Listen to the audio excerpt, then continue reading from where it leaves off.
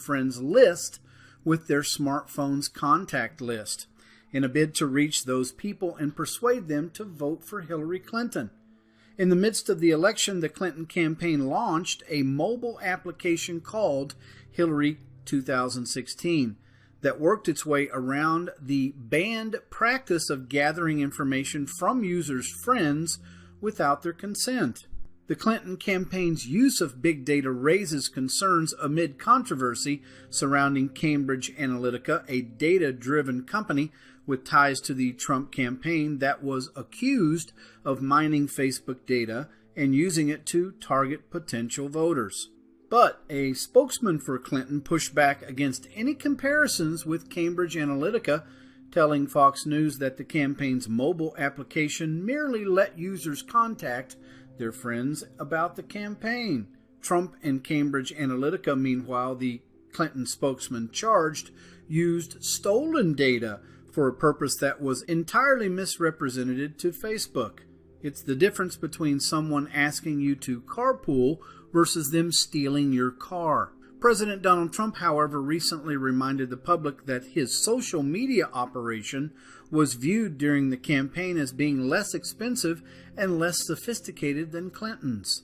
Obviously, Facebook did not respond to a request for comment. The social networking giant banned the practice of acquiring users' friends list in 2014 after President Barack Obama's campaign weaponized the method and got access to the data of millions of potential voters himself.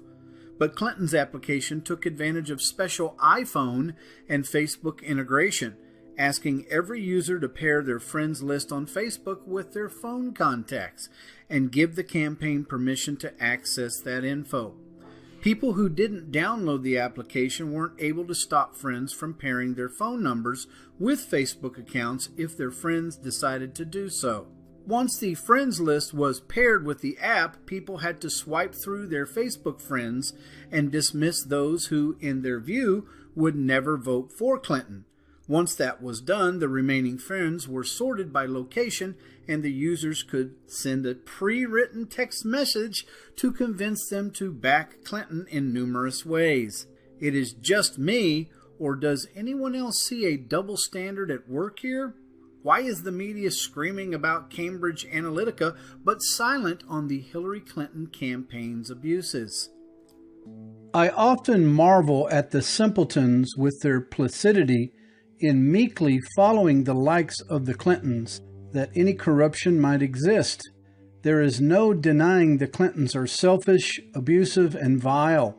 The facts speak, and now it seems the Department of Justice and the FBI are finally getting it together to investigate what many of us already knew, finding just how deep into the cesspool Bill and Hillary Clinton's so-called charitable organization, the Clinton Foundation, delves.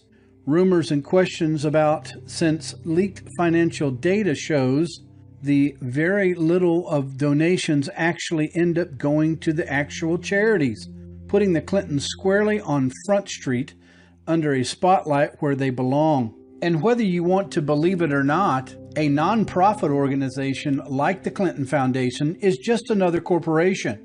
It's just like any other corporation. All they don't have to do is pay for taxes. They're non-exempt. That's the only difference. They're still a controlling conglomerate corporation. Financial records from 2014 show a measly 3% of donated funds received by the Clinton Foundation is all that ever makes its way to the actual charity. Meanwhile, a whopping 93% of all donations and funding received by the Clinton Foundation goes into the pockets of the Clintons themselves, their staff, expense accounts, trips, funding them in the lifestyle to which they believe they are entitled. When a purported charity can rake in and swell up to $177 million in donations, it sounds like a rousing success, except it really isn't when only $5 million of those same funds actually make it to the actual charity, when nearly 10 times that amount is being spent on other unnamed expenses. According to the 2014 financial records, That is exactly what the Clinton Foundation did. They took in more than $177 million in contributions and then spent more than $91 million in expenses, while a meager $5 million was made in actual charitable donations. The documents show they list 486 employees who were paid $34.8 million and $86.1 million in fees and expenses to give away $5.1 million. Hillary has long pointed out the Clintons' long history with Haiti, the world's first black republic, dating back to their 1975 honeymoon when they met a voodoo priest and visited a hotel where Ernest Hemingway once stayed. Yet there are some of the most hated people in Haiti today. Following the devastating 2010 earthquake in Haiti, the poorest country in the world was devastated. The Clintons took millions in charitable donations that were given with the intent to help rebuild the country, further devastated by the natural disasters that have come after. Except very little of that money ever made it into the hands of those that needed it the most, the Haitians, and instead went in the line of the pockets of the Clintons and their band of merry sophisticants.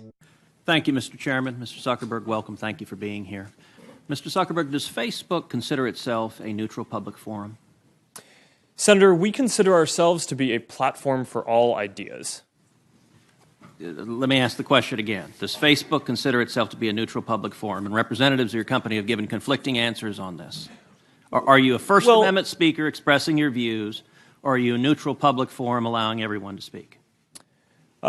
Senator, here's how we think about this. I don't believe that there is certain content that clearly we do not allow, right? Hate speech, terrorist content, nudity, anything that makes people feel unsafe in the community. From that perspective, that's why we generally try to refer to what we do as a platform for all ideas. Let me try, just because the time is constrained. It's just a simple question. The predicate for Section 230 immunity under the CDA is that you are a neutral public forum. Do you consider yourself a neutral public forum, or are you engaged in political speech, which is your right under the First Amendment? Well, Senator, our goal is certainly not to engage in political speech. I'm not that familiar with the specific legal language of the law that you speak to, so I would need to follow up with you on that. I'm just trying to lay out how broadly I think about this. Well, Mr. Zuckerberg, I will say there are a great many Americans who I think are deeply concerned that Facebook and other tech companies are engaged in a pervasive pattern of bias and political censorship. There have been numerous instances with Facebook. In May of 2016, Gizmodo reported that Facebook had purposely and routinely suppressed conservative stories from trending news, including stories about CPAC, including stories about Mitt Romney, including stories about the Lois Lerner IRS scandal, including stories about Glenn Beck. In addition to that, Facebook has initially shut down the Chick-fil-A Appreciation Day page, has blocked a post of a Fox News reporter, has blocked over 24 Catholic pages, and most recently blocked Trump supporters Diamond and Silk's page with 1.2 million Facebook followers after determining their content and brand were, quote, unsafe to the community. To a great many Americans, that appears to be a pervasive pattern of political bias. Do you agree with that assessment? Senator, let me say a few things about this. First, I understand where that concern is coming from because Facebook and the tech industry are located in Silicon Valley, which is an extremely left-leaning place. And this is actually a concern that I have and that I try to root out at the company, is making sure that we don't have any bias in the work that we do. And I think it is a fair concern that that people would at least wonder about. Let me ask this question. Are you aware of any ad or page that has been taken down from Planned Parenthood? Senator, I'm not, but let me just... How about MoveOn.org? Sorry? How about MoveOn.org? I'm not specifically aware of those. How about any Democratic candidate for office? I'm not specifically aware. I mean, I'm not sure. In your testimony, you say that you have 15,000 to 20,000 people working on security and content review. Do you know the political orientation of those 15 to 20,000 people engaged in content review? No, Senator. We do not generally ask people about their political orientation when they're joining the company. So as CEO, have you ever made hiring or firing decisions based on political positions or what candidates they supported? No. Why was Palmer Luckey fired? That is a specific personnel matter that seems like it would be inappropriate to You speak just made to a here. specific representation that you didn't make decisions based on political views. Well, Is that accurate? I can commit that it was not because of a political view. Do you know of those 15 to 20,000 people engaged in content review, how many, if any, have ever supported financially a Republican candidate for office?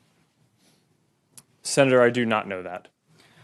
Your testimony says it is not enough that we just connect people. We have to make sure those connections are positive.